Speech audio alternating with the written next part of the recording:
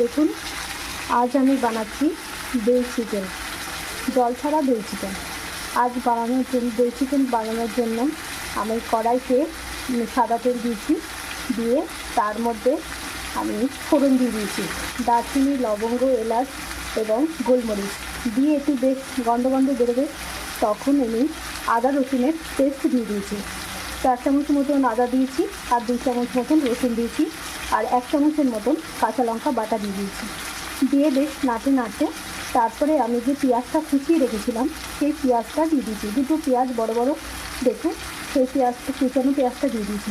দিয়ে বেশ হালকা বাদামি হবে পেঁয়াজটা, তখন আমি দুটো টমেটো কুচি করে রেখেছিলাম, সেই টমেটো কুচিগুলো ওর মধ্যে দিয়ে দিলাম। দিয়ে বেশ মাখা মতন হলো, দুটোই বেশ একটু মতন হয়ে গেছে যখন মাখা, তখন আমি মাংসটা দিয়ে দিয়েছিলাম।